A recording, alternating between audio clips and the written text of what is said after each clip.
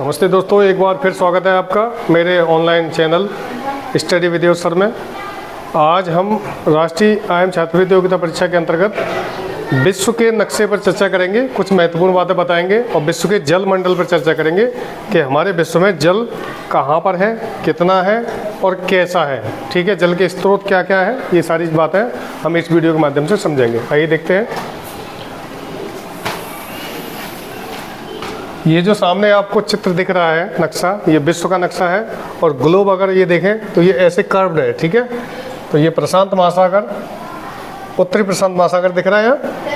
यहाँ से जाके उधर पहुँच जाएगा तो यहाँ भी प्रशांत महासागर, यहाँ भी प्रशांत महासागर। ठीक है, उत्तरी अमेरिका। हमारा विश्व जो है बच्चों 7 महाद्वीपों में बटा हुआ है, जिसमें सबसे बड़ा एशिया और सबसे छोटा ऑस्ट्रेलिया। ठीक है, एशिया, यूरोप, उत्तरी अमेरिका, दक्षिणी अमेरिका, अफ्रीका, ऑस्ट्रेलिया। इसी तरह 4 बड़े महासागर पाए जाते हैं, जिनमें पहला है सबसे बड़ा प्रशांत महासागर, लिखते जाएं साथ साथ। दूसरा है अटलांटिक महासागर। तीसरा है हिंद महासागर।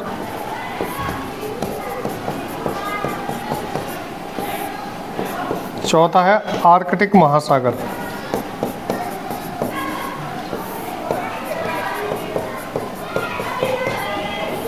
ठीक है, ये 4 भागों में। धरती पर लगभग 70% हिस्से पर पानी ही पानी है। इस पृथ्वी पर 70% हिस्से पर कितने हिस्से पर पानी है और 30% हिस्से पर जमीन पाई जाती है। ठीक है, 30% हिस्से पर जमीन है, 70% हिस्से पर पानी है। 70% हिस्से पर जो पानी पाया जाता है बच्चों, 70% हिस्से पर जो पानी पाया जाता है उसमें में से 97.5% पानी लवणीय है। कैसा है? लवणीय यानी साल्टेड। इसमें NaCl और अन्य साल्ट घुले हुए हैं, नमक और अन्य साल्ट घुले हुए हैं। ठीक है, 97% पानी लवणीय है यानी खारा है। खारा इसलिए क्योंकि 4 बड़े बड़े महासागर पाए जाते हैं धरती पर और इनका पानी बहुत नमकीन होता है और खारा होता है। ठीक है, तो पीने योग्य जल जो बचता है बच्चों वो 2.5% है। पहले 3% था, अब 2.5% रह गया। 2.5% पानी ही पीने योग्य है। ठीक, अब ये 2.5% पानी जो है बच्चों वो 3 स्रोतों से मिलता है। पहला है हिमनद, दूसरा है भूगर्भ जल और तीसरा है भूस्तरीय जल। ये हुई पीने के पानी की बात। ठीक है, पीने का पानी इन 3 रूपों में मिलता है।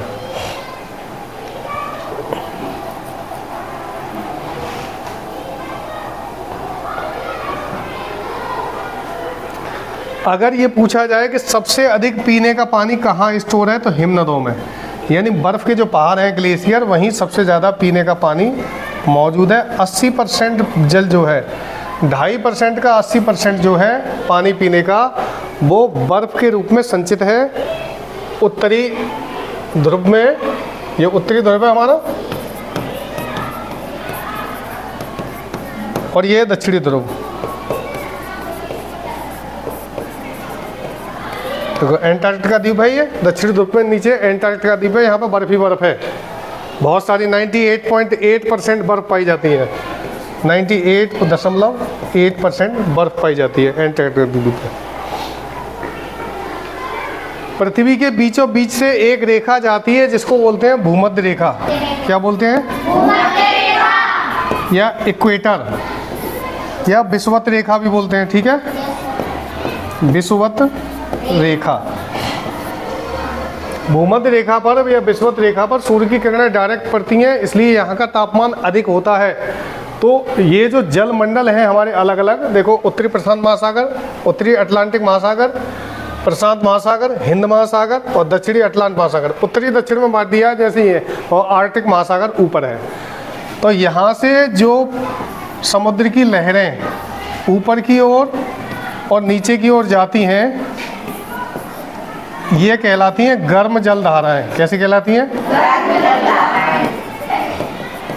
गर्म जल धारा। ठीक है। और ध्रुवों से, ध्रुवों की ओर जो बहती हैं, ध्रुवों से ऊपर की ओर जो चलती हैं वो कहलाती हैं ठंडी जल धारा। कैसी? ठंडी जल धारा। देखो ध्रुवों की ठंडी क्यों कहलाई जाएगी? क्योंकि ध्रुव पर बर्फ होती है। क्या होती है? और विषुवत रेखा पर सूर्य की डायरेक्ट किरणें पड़ती हैं, वहाँ गर्मी ज़्यादा होती है, तो वहाँ से जो समुद्र की लहरें उठेंगी वो गर्म जल धाराएं बनाएंगी, और जो ध्रुवों से आएंगी वो ठंडी जल धाराएं बनाएंगी। क्लियर है इतना? आगे देखिए, चारों महासागरों का हम जिक्र करते हैं। इनमें सबसे पहला आता है प्रशांत। नाम छोटा और दर्शन बड़े। प्रशांत महासागर जो है बच्चों, वो विश्व का सबसे गहरा महासागर है।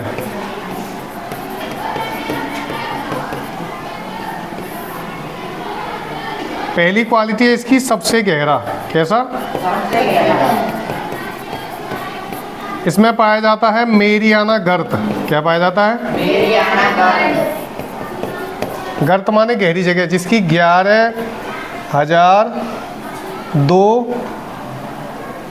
11 किलोमीटर मान लो इसको।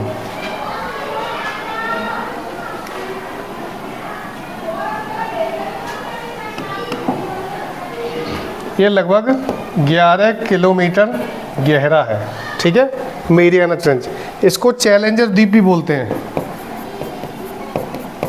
चैलेंजर द्वीप। ठीक है। प्रशांत महासागर का क्षेत्रफल जो है बच्चों, वो 16.5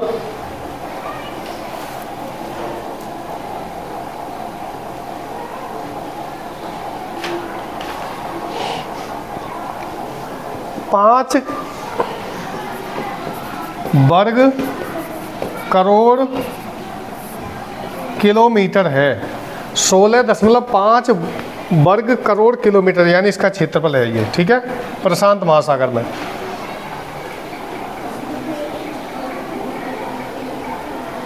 सबसे अधिक द्वीप समूह इसी में पाए जाते हैं। सबसे अधिक द्वीप समूह प्रशांत महासागर में पाए जाते हैं। द्वीप जानते हो तुम? ऐसा स्थान जो चारों ओर पानी से घिरा हो, जैसे दक्षिण अफ्रीका, चारों तरफ पानी है और ये द्वीप समूह है।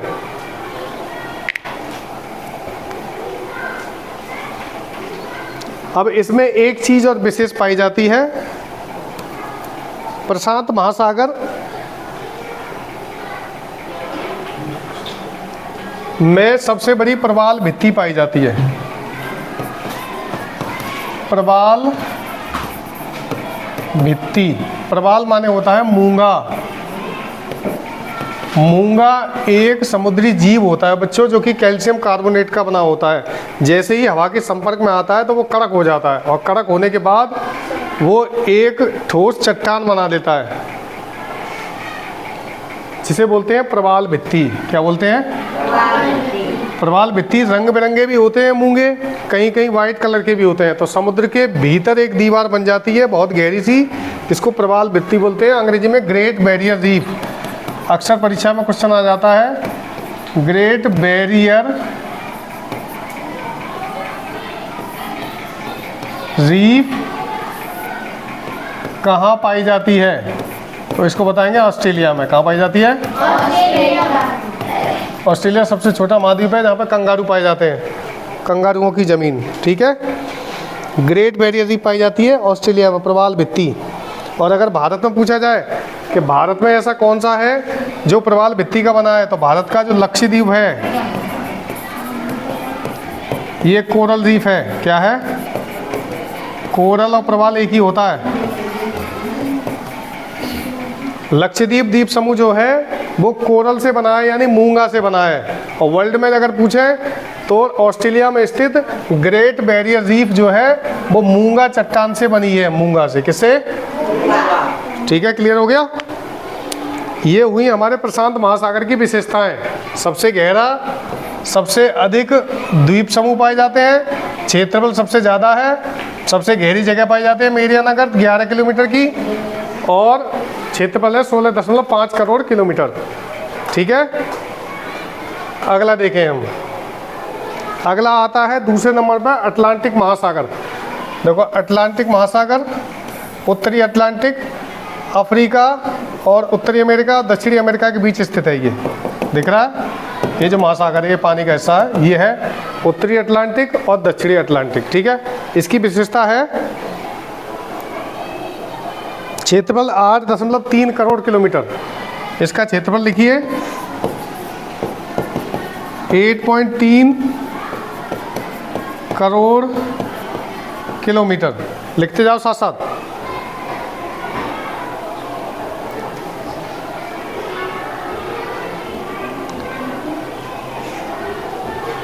सारगासम घास पाई जाती है इनमें।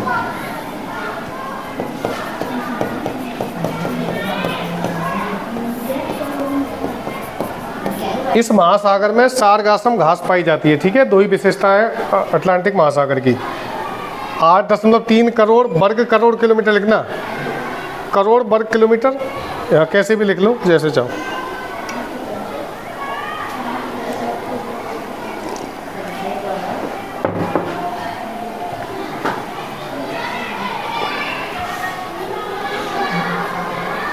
अगला देखेंगे हिंद महासागर। कौन सा? देखिए ये रहा हिंद महासागर, और ये हिंदुस्तान के नज़दीक होने के कारण इसका नाम हिंद महासागर पड़ा। ये पहला ऐसा महासागर है जो किसी देश के नाम पर है।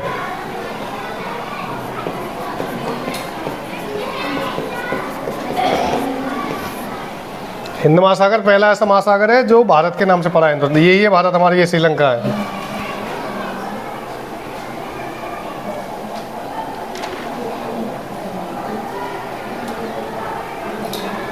ऑस्ट्रेलिया और अफ्रीका के बीच में है। देखो यहाँ पे, और यहाँ से जब घूम के आएंगे, जब एक हो जाएंगे तो हिंद महासागर ऑस्ट्रेलिया और अफ्रीका के बीच पड़ेगा। ठीक है, क्षेत्रफल लिखिए 7.3 करोड़ किलोमीटर।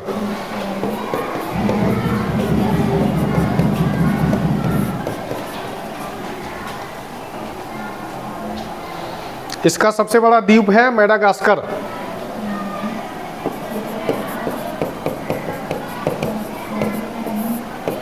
हिंद महासागर का सबसे बड़ा द्वीप है मेडागास्कर।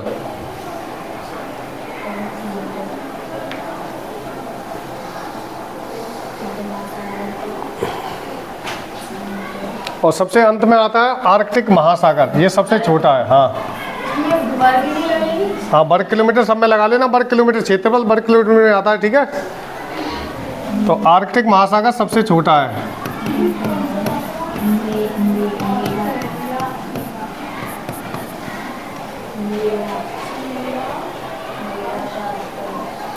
सबसे ठंडा है क्योंकि उत्तरी ध्रुव पे है। ठीक है,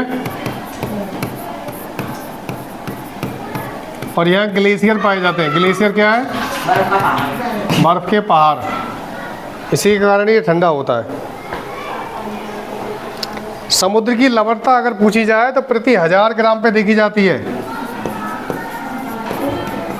समुद्री लवणता, लवणता जानते हो? नमक की मात्रा कितनी है? तो अगर सभी महासागरों की औसत लवणता पूछी जाए, जैसे 4 महासागर हैं, 4 महासागरों की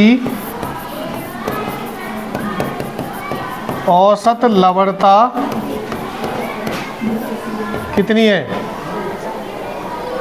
35 प्रति 1000 ग्राम।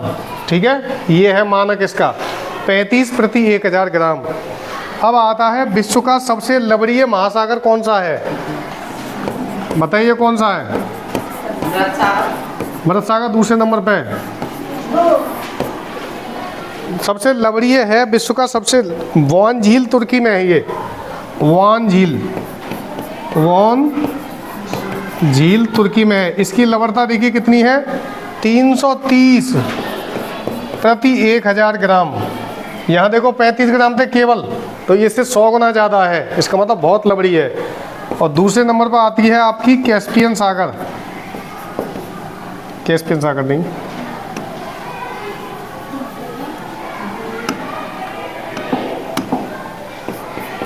दूसरे नंबर पर आती है मृत सागर। कौन सा आता है? मृत सागर या डेड सी, इसको बोलते हैं डेड, DEAD।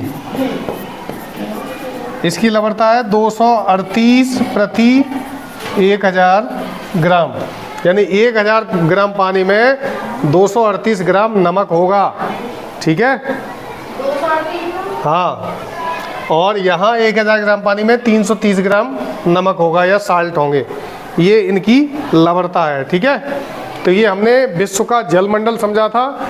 जलमंडल उसे बोलते हैं जहाँ पर जल पाया जाता है, और हमारी धरती के 70% हिस्से पे पानी ही पानी है। 70% हिस्से में कितना परसेंट पानी लवणीय है?